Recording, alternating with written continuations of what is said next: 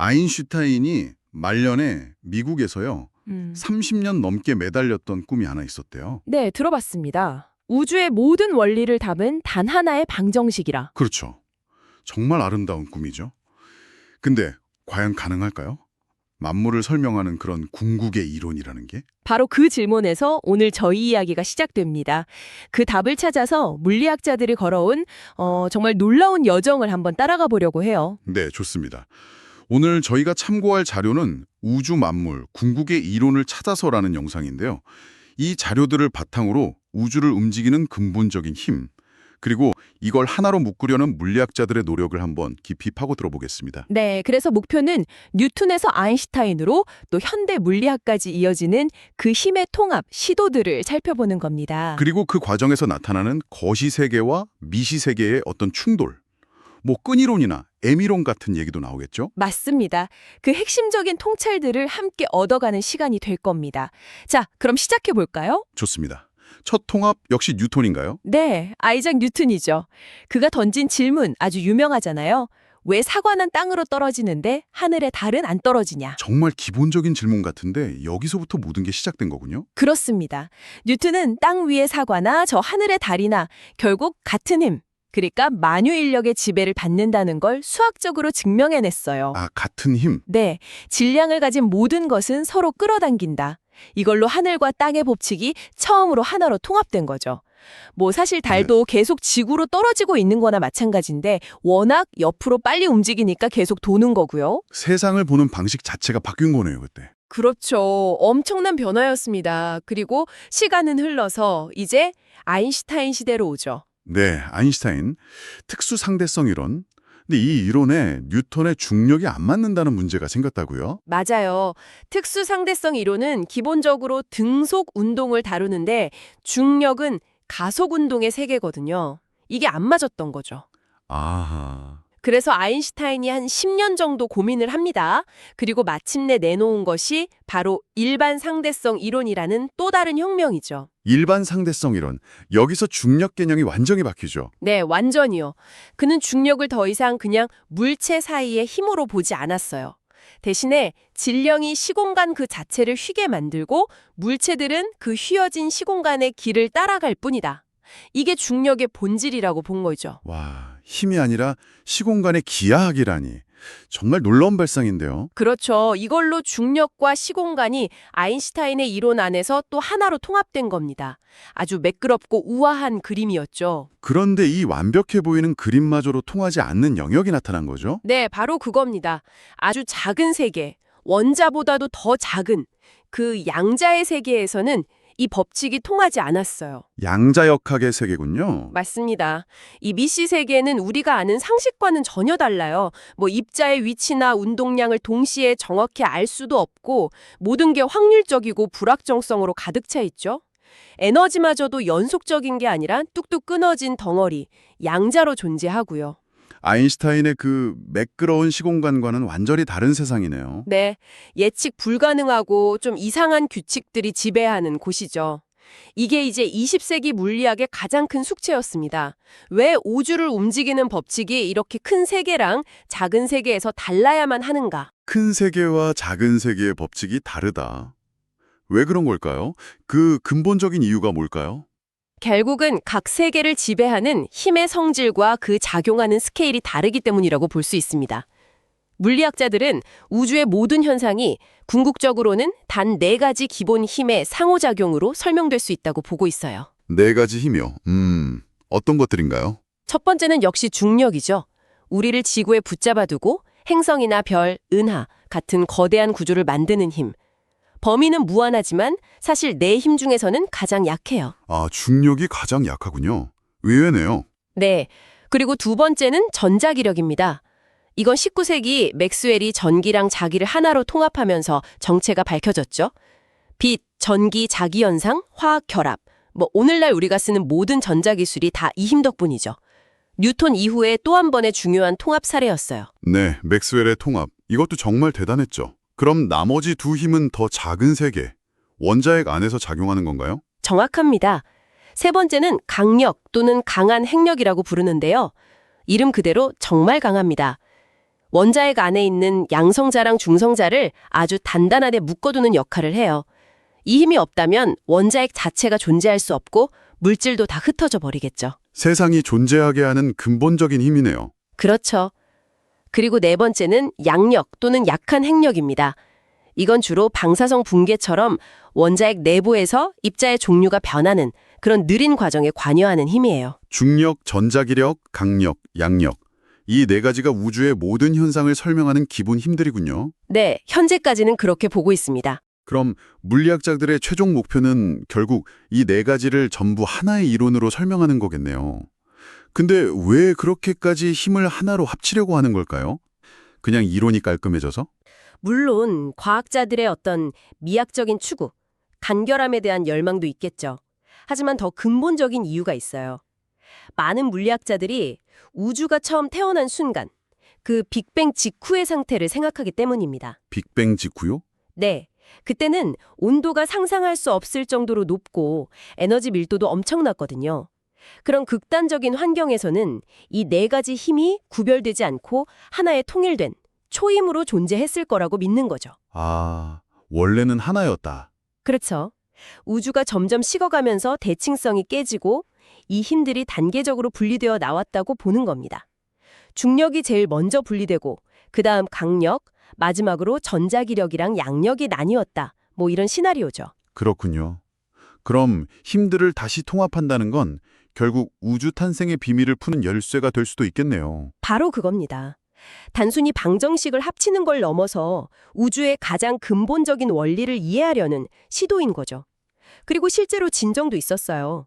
1970년대에 전자기력이랑 양력이 전양력이라는 하나의 틀 안에서 설명될 수 있다는 게 증명됐고 여기에 강력을 포함시키는 표준 모형이라는 이론이 만들어졌습니다. 와, 그럼 세계는 이미 통합이 된 거네요. 전자기력, 양력, 강력까지. 네, 표준 모형은 이 세 가지 힘과 관련된 입자들을 정말 놀랍도록 정확하게 기술합니다. 실험적으로도 엄청난 성공을 거뒀죠. 근데 마지막 퍼즐, 중력. 이게 문제군요. 왜 중력은 그렇게 통합하기 어려운 걸까요? 중력은 다른 세 힘에 비해 너무나도 약하고 또 작용 방식이 좀 근본적으로 달라요. 아인슈타인의 일반상대성 이론에 따르면 중력은 시공간의 휘어짐 그 자체인데 이거 양자역학의 틀에 넣으려고 하면 수학적으로 문제가 생기는 거죠. 무한대가 막 튀어나오고 계산이 불가능해져요. 아, 이론이 망가지는군요. 이 통합이 정말 절실하게 필요한 극단적인 상황도 있다고요?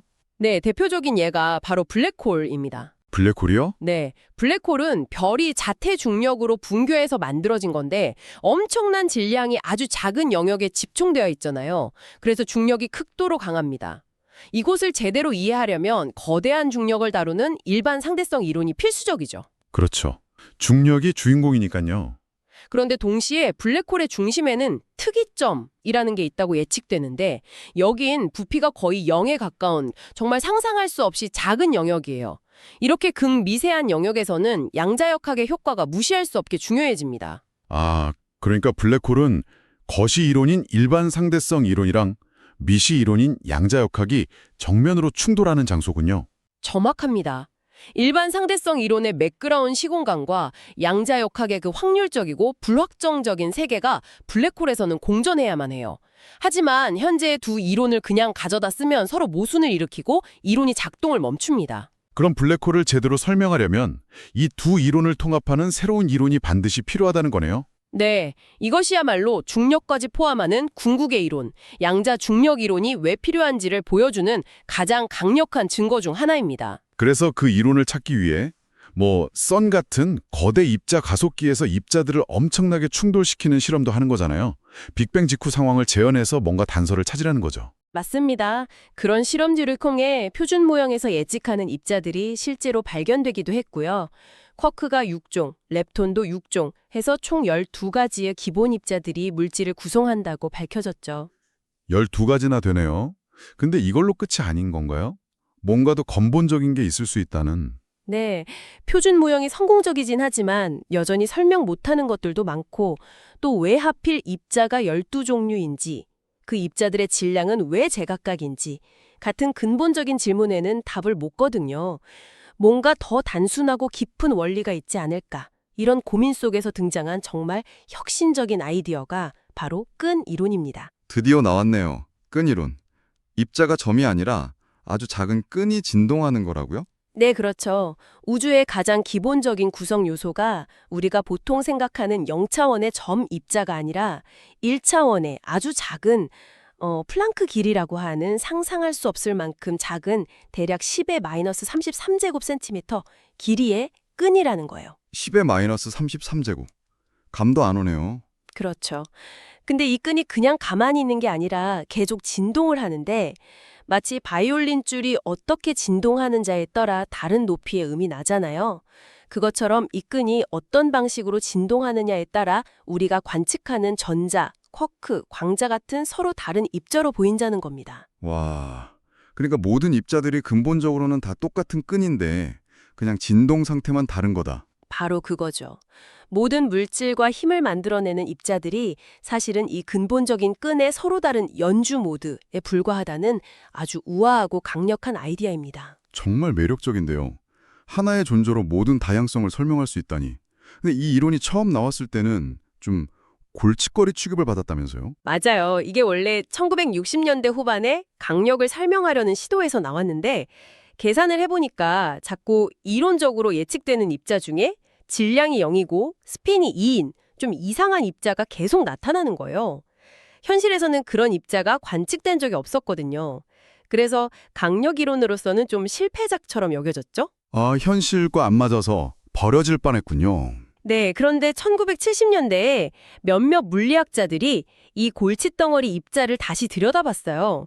근데 놀랍게도 이 입자의 수학적인 성질이 아직 발견되지는 않았지만 이론적으로 중력을 매개할 것이라고 예측되는 입자, 바로 중력자의 성질과 정확히 일치한다는 걸 발견한 겁니다. 세상에, 의도치 않게 중력 문제를 해결할 실마리를 찾은 거네요. 버려던 이론에서? 바로 그거죠. 끈이론은 애초에 중력을 설명하려고 만든 이론이 아니었는데 그 안에 자연스럽게 중력자가 포함되어 있었던 거예요. 이건 엄청난 발견이었습니다. 양자역학과 일반 상대성 이론을 통합할 수 있는, 즉 네 가지 힘 모두를 아우르는 만불의 이론, Theory of Everything의 가장 유력한 후보로 끈이론이 단숨에 떠오르게 된 계기죠. 와, 정말 드라마틱한 반전인데요. 문제아가 갑자기 영웅이 된 셈이네요. 그렇죠. 많은 물리학자들이 흥분했죠. 그런데 이걸로 또 끝이 아니었죠. 이번에는 그럴듯한 끈 이론이 하나가 아니라 무려 5개나 존재한다는 게 밝혀졌다고요. 궁극의 이론은 하나여야 할 텐데. 네, 그게 1980년대에 끈이론의 1차 혁명 이후 찾아온 또 다른 위기였습니다. 수학적으로는 다 완벽하고 모순이 없는데 세상을 기술하는 방식이 조금씩 다른 5가지 버전의 끈이론, 타입 I, 타입 2A, 타입 2B, SO32 헤테로틱, 28 곱하기 28 헤테로틱이 존재하는 거예요. 이건 좀 이상하잖아요. 우주의 근본 이론이 5개나 된다는 건 말이 안 되니까요. 그렇죠. 만물의 이론이 여러 개일 순 없죠. 네. 그래서 1990년대 중반까지 끈이론 연구가 약간 정체기에 빠지기도 했습니다. 그때 프린스턴 고등연구소의 에드워드 위튼이라는 천재 물리학자가 다시 한번 돌파구를 마련합니다. 이게 2차 끈이론 혁명이라고 불리죠. 위튼? 어떤 아이디어를 냈나요? 위튼은 이 5가지 끈 이론들이 사실은 서로 완전히 다른 이론이 아니라 우리가 아직 몰랐던 더 근본적인 어떤 하나의 이론을 서로 다른 관점에서 바라본 모습일 뿐이라고 주장했어요. 그리고 그 숨겨진 근본 이론은 기존의 끈 이론들이 기술되던 10차원, 공간 9차원 플러스 시간 1차원, 보다 하나 더 높은 11차원, 공간 10차원 플러스 시간 1차원에서 존재한다고 제안했습니다. 11차원이요. 갑자기 차원이 또 늘어났네요. 10차원도 상상하기 힘든데 그 추가된 차원들은 다 어디에 숨어 있는 거죠? 우리가 왜 못 느끼는 거죠? 그게 이제 여분 차원의 문제인데요. 위트는 정원 호스 비율을 들어서 설명하곤 해요. 아주 멀리서 보면 정원 호스는 그냥 1차원의 선처럼 보이잖아요. 네, 그렇죠. 근데 조금 가까이 다가가서 보면 호스에는 둘레, 즉 2차원의 표면이 있다는 걸 알 수 있죠. 더 자세히 보면 두께라는 3차원 구조도 있고요. 마찬가지로 우리가 인식하는 이 3차원 공간의 모든 지점마다 우리가 볼 수 없을 정도로 아주 작게 웅크리고 있거나 말려있는 추가적인 차원들이 존재할 수 있다는 겁니다. 이걸 콤팩트화되었다고 표현하는데요. 아, 그러니까 우리 눈에는 안 보일 만큼 작은 차원들이 모든 공간에 숨어 있다. 네, 그럴 수 있다는 거죠. 너무 작아서 우리의 일상적인 경험이나 심지어 거대 입자 가속기 실험에서도 아직 직접적으로는 감지하지 못하지만 이 추계 차원들이 우주의 근동 법칙을 결정하는 데는 아주 중요한 역할을 할 수 있다는 생각입니다. 와, 모든 공간 지점마다 작은 추가 차원들이 꼬불꼬불 말려 있다니 정말 상상만 해도 어지러운데요? 그래서 그 11차원에 존재한다는 궁극의 이론, 그걸 뭐라고 부르나요? 위트는 그걸 잠정적으로 M 이론이라고 불렀습니다. M이론. M은 뭘 의미하나요? 위튼 자신도 M이 정확히 무엇의 약자인지는 명확히 정의하지 않았어요. 뭐 마술, 매직이나 미스테리일 수도 있고 아니면 이론의 중요한 요소인 막 멤브레인을 의미할 수도 있다고 했죠. 또 행렬 매트릭스와 관련이 있을 수도 있고요. 약간은 신비감을 남겨둔 이름인 셈이죠. 막 멤브레인이요? 끈 이론인데 갑자기 웬 막이죠? 네, M이론의 중요한 특징 중 하나가 바로 그거예요. 기존의 끈 이론에서는 기본 단위가 1차원의 끈이었잖아요. 그런데 M이론에서는 이 끈뿐만 아니라 2차원의 면 같은 막, 멤브레인, 줄여서 브레인이나 심지어 3차원 이상의 더 높은 차원의 P브레인 같은 존재들도 기본적인 구성 요소로 등장할 수 있다고 봅니다. 와, 이제 끈뿐만 아니라 막까지 나오는군요. 그럼 혹시 우리 우주 자체가 거대한 막 같은 걸 수도 있는 건가요? 네, M이론은 그런 가능성을 열어줍니다. 우리가 살고 있는 이 3차원 공간의 우주가 사실은 더 높은 차원, 예를 들어 11차원의 시공간 속에 떠있는 일종의 거대한 3-브레인일 수 있다는 거죠. 그리고 어쩌면 우리 눈에 보이지 않는 다른 브레인들이 우리 우주와 평행하게 존재할 수도 있고요. 평행 우주 같은 건가요? 네, 그런 개념으로 이어질 수 있습니다. 더 나아가 M이론은 수학적으로 가능한 끈이론의 해, 즉 가능한 우주의 형태가 어마어마하게 많다는 것을 시사합니다. 대략 10의 500제곱개 이상일 수도 있다고 추정되는데 이걸 우주 풍경, 코스믹 랜드스케이프 또는 다중우주, 멀티버스라고 불러요. 10의 500제곱? 상상도 안 되는 숫자네요. 그렇죠. 이 아이디어에 따르면 각각의 해는 서로 다른 물리상수, 다른 입자, 심지어 다른 차원을 가진 서로 다른 우주에 해당할 수 있어요.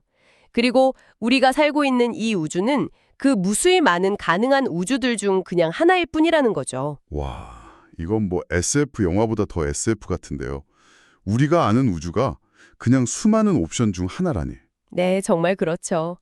현재 끈이론 또는 M이론은 수학적으로는 매우 정교하고 아름답고 또 4가지 힘과 모든 입자들을 하나의 틀 안에서 통합할 수 있는 강력한 잠재력을 가진 현존하는 가장 유망한 만물의 이론 후보입니다. 하지만 아직 완성된 건 아니죠. 약점이나 한계도 있을 것 같은데요. 맞습니다. 가장 큰 문제는 역시 실험적인 검증이 어렵다는 겁니다. 끈이나 여분 차원은 너무나도 작아서 현재 기술로는 직접 관측하는 것이 거의 불가능에 가깝고요. 또 간접적인 증거를 찾으려는 노력도 계속되고 있지만 아직 결정적인 증거는 없습니다. 이론의 예측을 실험으로 확인할 수가 없다면 좀 과학 이론이라고 부르기 애매한 면도 있겠네요. 네, 그런 비판이 실제로 있습니다. 이론이라기보다는 아직은 수학적 프레임워크나 가설에 가깝다는 시각도 있죠. 또 다른 문제는 앞서 말한 우주 풍경 문제입니다. 가능한 우주가 너무 많다 보니 왜 하필 우리 우주가 지금과 같은 특성, 물리상수, 입자들량 등을 갖게 되었는지에 대한 필연적인 설명을 제공하지 못한다는 비판도 있어요. 그냥 수많은 가능성 중 하나에 우리가 우연히 살고 있을 뿐이라는 설명은 일부 과학자들에게는 만족스럽지 못한 거죠. 그렇군요. 이론 자체의 아름다움과 설명력은 대단하지만 실험적 검증의 부재와 왜 하필 이 우주인가라는 질문에 대한 답이 부족하다는 점이 아직 남은 과제군요. 네, 맞습니다. 그럼에도 불구하고 정말 많은 뛰어난 물리학자들이 이 M이론과 끈이론 연구에 매진하고 있습니다. 이것이 여전히 우주의 궁극적인 비밀을 푸는 가장 가능성 높은 길이라고 믿기 때문이죠. 아직 우리가 모르는 무언가가 더 발견될 거라는 기대를 가지고요. 네, 오늘 정말 장대한 여정을 함께 따라와 봤습니다. 뉴턴의 첫 통합에서 시작해서 아인슈타인의 시공간 혁명 그리고 양자역학과의 충돌을 거쳐서 4가지 힘을 하나로 묶으려는 현대 물리학의 노력, 특히 끈이론과 M이론이라는 정말 놀라운 개념들까지 살펴봤네요. 호기심, 그리고 그 도전을 함께 느끼셨기를 바랍니다. 오늘 나눈 이야기들이 여러분이 세상을 바라보는 방식에 조금이나마 새로운 관점과 어떤 흥미를 더해드렸으면 좋겠네요. 네, 저도 정말 흥미로웠습니다. 마지막으로 저희가 함께 나눈 이 이야기들을 바탕으로 청취자분들이 한 번쯤 생각해 볼 만한 질문, 그런 걸 하나 던져주시겠어요? 좋습니다. 만약 에미론이 제시하는 다중우주 아이디어가 정말 맞다면, 그러니까 우리 우주가 더 높은 차원의 공간에 떠 있는 수많은 막들 중 그냥 하나에 불과하다면 어떨까요? 네. 그리고 우리와는 완전히 다른 물리 법칙, 다른 차원, 다른 종류의 입자들이 존재하는 그런 다른 막 우주들도 정말로 존재한다면 말이죠.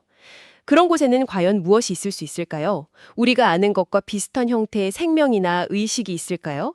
아니면 우리의 상상력을 완전히 벗어나는 전혀 다른 방식의 존재나 현상들이 펼쳐지고 있을까요? 와, 상상만 해도 아찔하네요. 그렇죠. 이 광대무변한 가능성의 바다 앞에서 우리 인간의 존재, 우리 우주의 존재는 과연 어떤 의미를 가질까? 정답이 있는 질문은 아니겠지만요. 한 번쯤 이런 궁극적인 질문을 스스로에게 던져보는 것만으로도 우리의 생각의 지평을 우주만큼 넓혀주지 않을까 싶습니다.